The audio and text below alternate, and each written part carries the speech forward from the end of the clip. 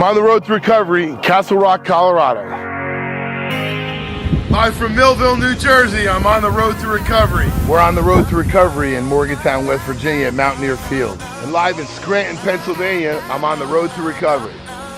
Here I am on the road to recovery from Berlin, Maryland. Hey, from Caseville, Michigan, I'm on the road to recovery. I'm on the road to recovery at Ann Arbor, University of Michigan.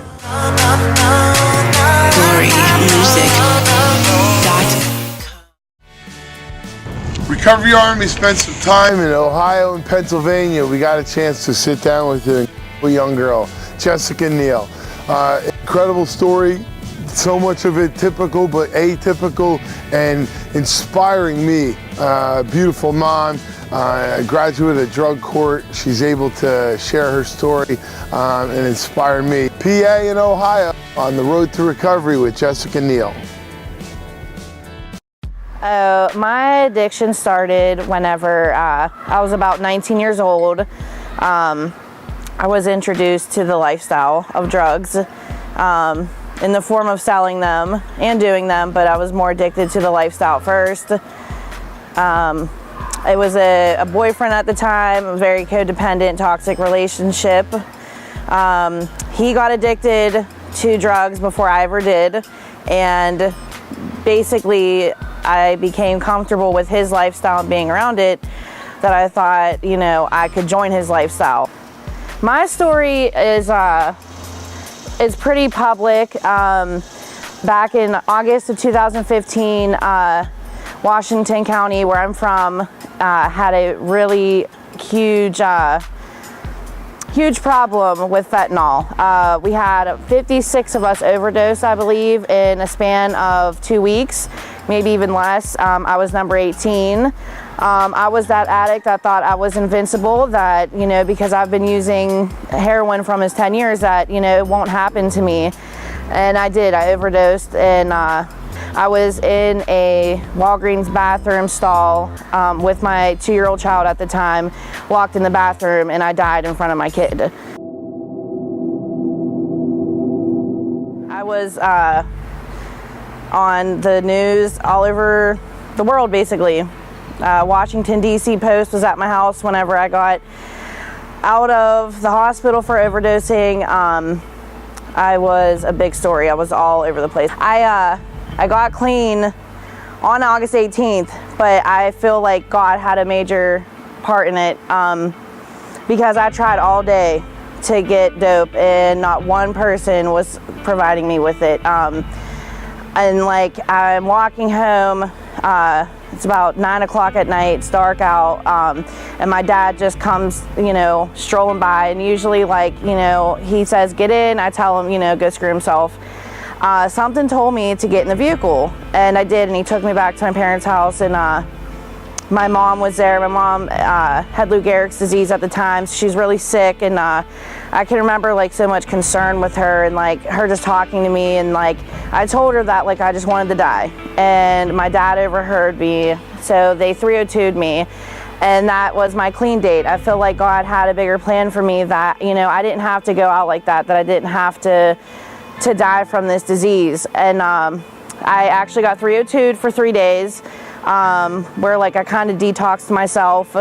And then I turned myself in to my probation officer the next day. Went from jail, long-term treatment. I went to a halfway house where I was allowed to have my kids. CYS dropped my case because I did everything that I needed to do. And then when I got about a year clean, the Post-Gazette in Pittsburgh wanted to do a story on me because I was such a huge story in the public eye of, like, the negative aspect of addiction, and they actually came to Washington County Drug Court and found me and wanted to do a story on me because they heard of how good I was doing. And at first I was, like, nervous because I didn't really want my story to be put out there again. But, you know, from talking, like, with, like, my sponsor at the time and, like, you know, a lot of my they said that, you know, I could potentially help somebody. I got to the point now where, like, I hold 2 jobs. I live with recovering addicts, and, like, we hold each other accountable. I have my daughter full time. it's brought me to a point that like I've found spirituality, and like it is so refreshing. Like I can't even really explain it at times, just because I've never been so happy before in my life. You know, everybody looks at us and thinks that like we're these horrible people. No, like we just made horrible choices. Like we're not these horrible, like, you know, criminals everybody thinks, and like we can turn our lives around, and like not everybody sees that, you know what I mean? Like not everybody gets to see like the good side.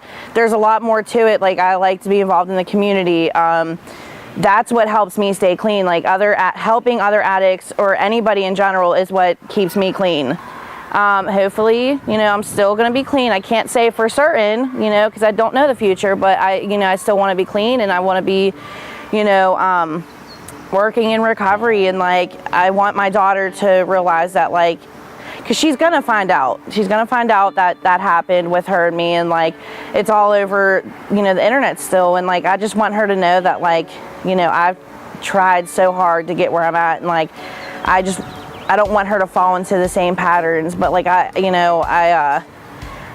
just want to be a normal person. Like I just want to have a normal life, like have the house and, you know, my kid. Like relationships don't mean anything to me, you know. I'm content with the people in my life and like my daughter, and like I just want to be a good mom. And it's a process, you know what I mean? Like it's not easy getting back into the swing of like normal living, and then like you put children into the mix, and it's like 10 times harder. You know, like women with children, or men, you know, there's single men with children. You know, we have to work a lot harder for our recovery, because, you know, it's either, some of us, it's either, you know, you keep doing what you're doing and your kids are going to end up in foster care, or like you have to step up and like show your children that, like, you know, they matter, and like to give them a good life. Because before I wasn't giving my child a good life. Like, I mean, I left her for good in a bathroom stall. You know, thank God, like someone found me in there. Who would have walked into a bathroom at Walgreens and found me? You know, like, I mean, no one really uses those bathrooms. You know, it's definitely God's doing. I do believe that. Jessica, I appreciate your time. Thank you so much for sharing your inspiration and your hope with me, so I can in turn share that inspiration and hope with other people. When we find recovery, we have to share recovery, giving it to other people willingly and openly sharing our story. My life is a collection and a montage of the amazing people that I've met on this journey. Recovery Army, going state to state to share stories of recovery. I'm Michael De Leon, and we will see you on the next episode.